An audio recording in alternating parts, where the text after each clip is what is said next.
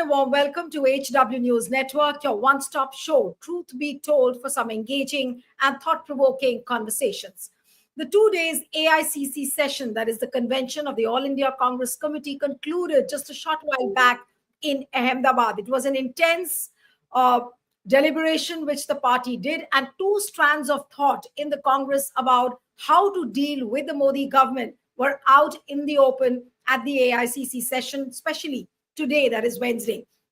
Now, party leaders discussed the main resolution which was to be adopted, one which believes in aggressive criticism of the government and opposition to its every move, and the minority view that the party should put forth a positive alternative narrative instead of just negativism, even while pinpointing the faults of the government. Now, Congress President Mallikarjun Kharge spoke to the upcoming leaders like Kanhaiya Kumar, Imran Pratapgarhi, and a large section who spoke slammed the BJP government's politics of hate and listed out its high-handed ways, including the capture of institutions and attacks on minorities, usual talking points which are there in the Congress's political rhetoric. In fact, Congress President Mallikarjun Kharge also spoke about how there was a big fraud as far as the electoral democracy was concerned. He spoke about voters list, EVMs, and then he talked about bringing back the ballot papers, admitting the fact that our leaders are working, but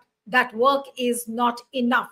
A lot of things were said about how to empower the district committee presidents, and some 7 resolutions were passed today.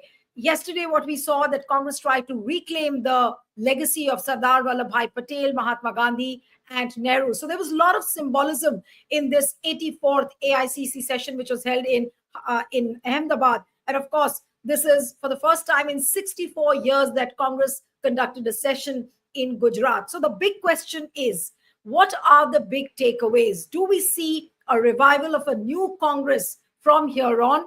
Or will it just be the usual rhetoric, what we've seen with the earlier AICC sessions, that the session gets over, then the Congress again goes almost invisible, and then suddenly the elections come, and then we see that the Congress has lost the election. So what are the big takeaways from this AICC session? Joining me this evening is a political commentator, political analyst, author, and former spokesperson of the Congress, Sanjay Jha, joins us this evening. Sanjay, thank you so much for joining on HW.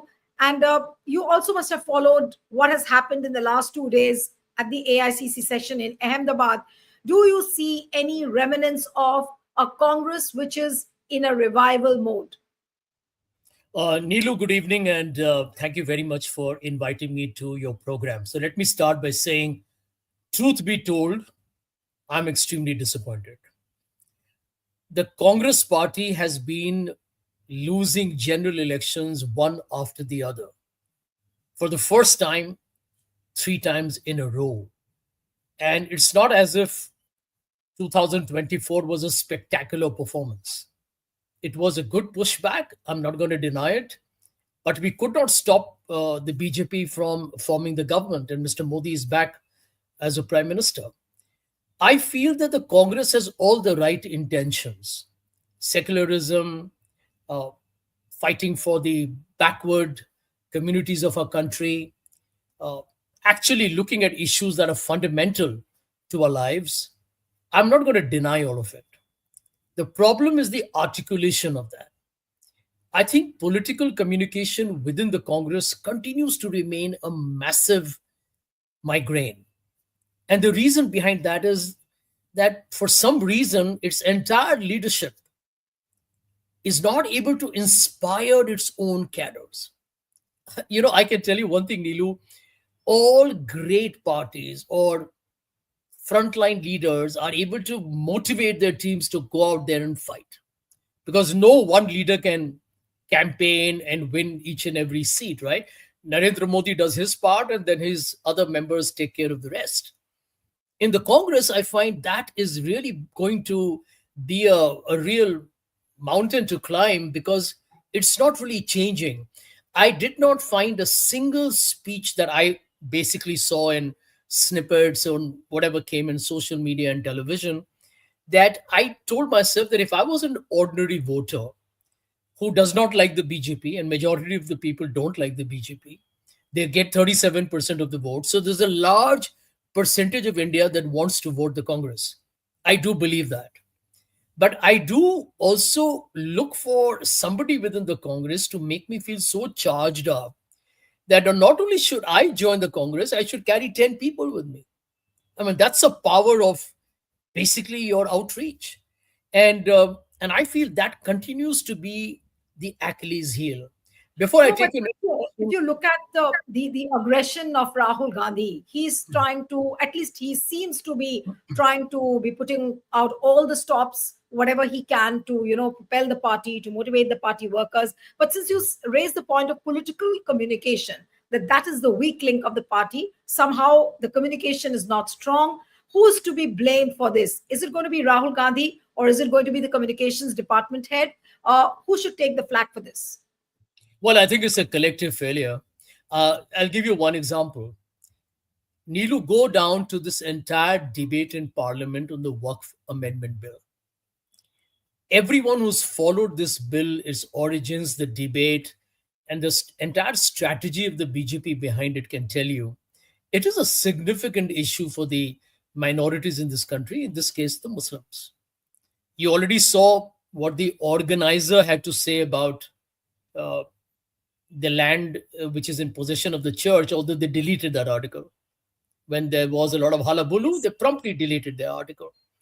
I felt that Rahul Gandhi lost an outstanding opportunity as a leader of the opposition, because he's not just the leader of the Congress. Gaurav Gagoi represents the Congress, Rahul Gandhi represents the opposition. On the Waqf bill, it's entire opposition that is supporting the Muslim community in this country. But Rahul Gandhi did not speak. And I feel these are opportunities where you need to stand up and be counted. I'm sure there were people within the Congress who are very conservative, extremely fearful, lack the energy to really take the battle to the other side. They probably may have decided internally that if we speak very aggressively on the Waqf bill, even if you believe in it ideologically, practically, and constitutionally, that it can be violative of the principles in the Constitution, we should try and skirt a potential uh, fusillade from the BJP. This is not the way politics is fought.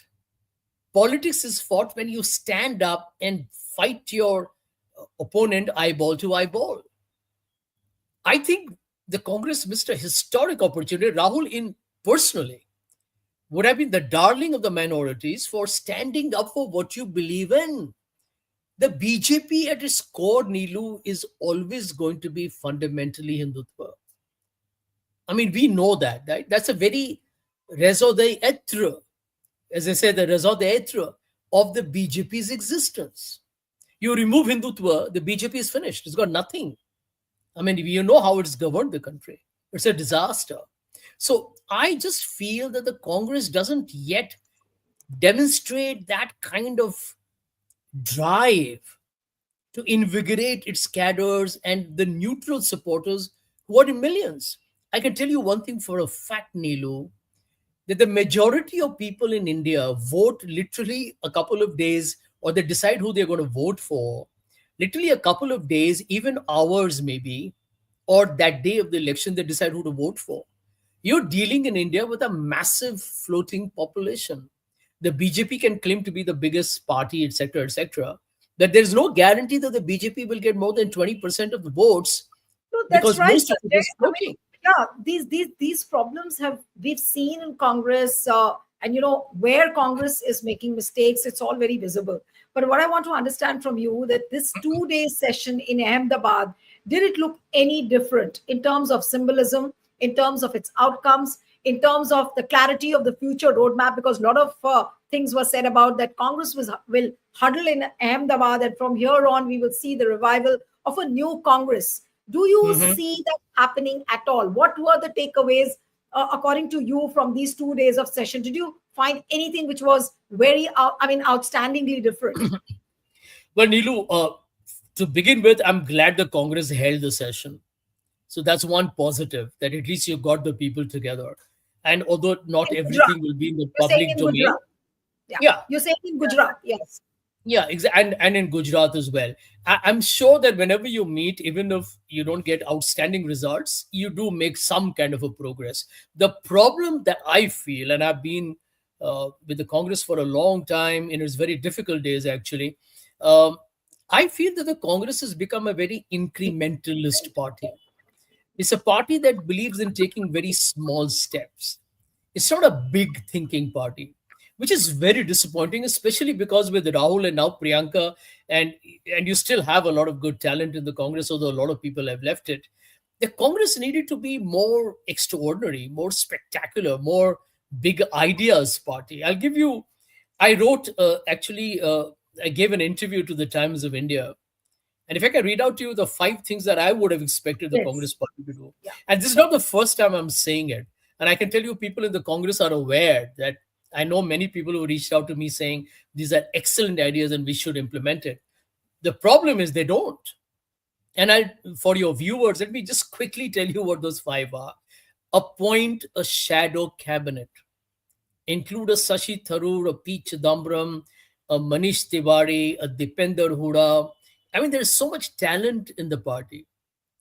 Get Randeep Surjewala, put Gagoi, put Pawan Khera, make a team happen.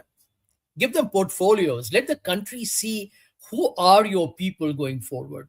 And I think that's a missed opportunity again. Second, have five vice presidents across the country. That's how you'll empower people. Why? Where is Sachin Pilot? Does anybody ask that question? In my opinion, one of the best people in politics, not just the Congress. And I may be biased because I know him and I really like him a lot. The truth is, he's an intelligent guy. He's so hardworking. He slogs. He's ambitious. He's savvy. You're not using him at all. Could be one of the vice presidents. Number three, make one of your states a model state of governance and development. Supposing the Congress were to go to the country in the next general election, whenever it happens, I hope it happens before 29, and says, look at the way we ran either Karnataka or Himachal or Telangana. Take one, don't forget all three. But make it a classic case study with no corruption, great development, lot of investment, good jobs, reduce farmer suicides, create roads and infrastructure, education, remove attacks on women, lower the crime. All that will be your story. Why can't the Congress do it? Number four, Sevadal.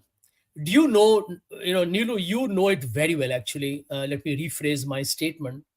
That one of the reasons why BJP wins is because the RSS does all the hard work. Mr. Modi is on television or he is giving his gyan from these podiums about Bhais and Mangal Sutra.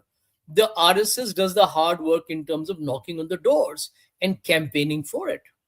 Where is the Congress's Seva Dal? I have seen the Seva Dal. They are veterans. Nobody is putting them to good use. All they do is when you have an AICC session, they all get together. They kind of, just do the flag hoisting, and they all salute and they get on with it. I mean, the Seva Dal can be made into a powerful, potent organizational surplus for the Congress. In fact, my suggestion once upon a time to the Congress was make a leader. That time Jyotiraditya Scindia was there, by the way. And I said, make somebody like Scindia the head of Seva Dal. It doesn't have to be some fuddy-duddy character because the organization is more, more having more senior people. Make a young guy. Give the guy an opportunity. It should be like a startup. Get aggressive. They don't do that. And my last point, the CWC itself. Neelu spent some time looking at the number of people who are invitees, special guests, and whatnot. That's not the way you should have a CWC meeting. It should be like the board in a company. The board meets and huddles and they talk to the MD and the CEO and say, what should the company do? Supposing there are 50 people sitting in a room, you really think you can have a conversation? 99% somebody says one short statement and it's over. There's no debate. Everybody says something and that's it. You need people to debate, argue, differ, disagree. You should have leaders in the party who said, oh, you're right. I think I need to take back. whether it's Mr. Kharge You are or Mr. saying Rahul Gandhi. you are saying that there is no use of any extended CWC session and then be followed by an AICC session. What normally the pattern Congress follows, that there is an extended CWC session, then you followed by an AICC session where resolutions are adopted, they are passed, and then and those resolutions are hardly implemented. Now, say for example, talking about the organizational reshuffle, every AICC session, we've heard that the party is focusing on organizational reshuffle. Even today, Mr. K.C. Venugopal went on till the end saying that this time is going to be an energized Congress. We heard that in Raipur, we heard that in Udaipur. Then again, this time in Rajasthan, every AICC session, it's a repetition of the same thing. Why do you think that this energy Congress is not able to gather to bring forth, that idea that you need to revive the party in a novel manner? Why can't they do it? Where is the problem? I'm sure they Neil, realize where the problem is. yeah, yeah. You know what is very disappointing, Neelu, is that I'm sure there are people within the Congress who know that there are so many people in this country who are actually suffering. They're unhappy. They are not doing well in terms of jobs, whether it's prices, whether it's corruption. Let's not even talk of the minorities. The middle class has been devastated. The stock markets are bleeding. India's GDP growth, I'm telling you, if you look at the real numbers, are not very exciting at all. And the Congress is to realize that instead of pontificating and making all these grand rhetorical speeches, your entire 2 days should have been about how do I win each and every election from here on? How does it start? You are not going to protect the idea of India. You cannot bring caste reservations. You cannot protect the Dalits or the Muslims or the Adivasis if you're not in power. There is no sense in talking about Adani's crony capitalism, electoral bonds, Rafale, demonetization. I mean, there is no dearth of issues in this country. I'm not exaggerating when I tell you, Neelu, any other country, Mr. Modi would have probably lost in 2019 itself. I mean, come on. You're talking about the Congress, which should have the copyright on nationalism. And the party, the BJP, which had nothing to do with India's freedom struggle, is the story of nationalism. I mean, I sometimes am shocked as to how is the party living with this ridiculous anomaly. No, and also the idea of Makes no reclaiming the sense. legacy of Sardar Patel. Now, how Mhm. appropriate was that idea, of reclaiming the legacy? Why it took so many years for Congress to reclaim the legacy of Sardar Vallabhbhai Patel? I mean, look at the Statue of Unity, which got built in Gujarat. Modi capitalized on it, BJP capitalized on it, but now. After 64 years, and also, I mean, Modi has been in power for 11 years, and it's now in this year that Congress realized that we need to reclaim the legacy of Sardar Vallabhbhai Patel. I mean, isn't that too slow?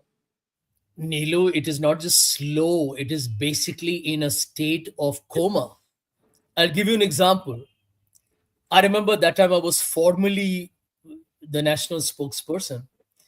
And the first time Mr. Modi said Congress Mukt Bharat, as somebody who's always believed in the idea of India and a liberal society, an inclusive society, I was aghast and appalled that the Congress party did not even respond to that provocation. Let's look at Sardar Patel. He banned the RSS. If you look at all of Sardar Patel's utterances, he was really against Hindutva politics of the Hindu Mahasabha and the RSS. In fact, today I would have liked it if Rahul Gandhi or Mr. Kharge or anybody else would have said, we want to thank Mr. Modi for making this grand statue of Sardar Patel and acknowledging the greatness of the Congress leaders that his party has never had. You see, you got to have an art of communicating this. You understand what I'm saying? I'll give you another example. Rahul Gandhi, if you look at And I'm not being critical of the man. He's done some wonderful things with the Bharat Jodo Yatra. But I do believe that someone I have liked Rahul, I personally still like him, although he doesn't keep in touch with me anymore. I would like somebody to convey this to Rahul. That Rahul, your political brand was at another level after two Bharat Jodo Yatras. Call them Bharat Nyay, whatever, there were two Bharat Jodo Yatras. How many politicians or individuals have done that in the world? And he did that. It's remarkable. But can you imagine Rahul Gandhi's political brand after two incredible marathon walks is back to square one? I mean, how can the Congress, whoever is advising Rahul, how can they allow that to happen? Rahul Gandhi was a star on India's political firmament after the Bharat Jodo Yatra. Is vanished. Are you hearing what I'm saying? No, and just one more point. Just one more point. Rahul Gandhi has made 7 interventions in the Lok Sabha since he became leader of opposition. Is that enough? Let me pose the third one, because I'm sure your program will be watched by many. And I do hope that people in the Congress take this in the right spirit. Why should Rahul Gandhi only hold press conferences on Adani and Adani's financial shenanigans? I have not heard Rahul Gandhi hold press conferences on tariff, on Bangladesh, on the 100 miserable failures of the Modi government. The party said we didn't get a chance to speak in parliament. I agree. I think the BJP is authoritarian. We all know that. The BJP will disrupt parliament. We all know that. We are dealing with an authoritarian government. We are not disputing all that. But Neelu, if you know that you're dealing with a party that is never going to allow you to function in parliament, use the forums outside. No, but sometimes things baffle me that is Congress or the opposition not able to really gauge to the the lowliness to which the BJP can stoop. Now look at the recent session, the parliament session. I mean, they kept on discussing the Waqf bill till about 3 or 4 in the morning, then trying to discuss Manipur in the middle of the night when the entire world is sleeping. You have a discussion on Manipur. Now, I mean, of course, that is something unthinkable, but opposition is used to these kind of things, where BJP will stoop as low as they can. And even despite knowing all this, and if they are not able to sharpen their weapons, what would you say? I mean, what do these AICC sessions, will they really inspire anyone? I'm just wondering. Well, I can tell you one thing, Neelu. My suggestion to the Congress will be that kindly resign as the chairman of the India Alliance and focus on your own organization renewal in this year. At the moment, the Congress first needs to get its own house in order before trying to be the entire linchpin of the opposition, because that's a massive responsibility. And I feel the Congress should spend 2025, because you got too many elections in the next year, in fixing its problems. I can give you one example, that the Congress has to realize that organizationally you have actually Sanjay, changed be nothing. right, because Rahul Gandhi is already the leader of the opposition.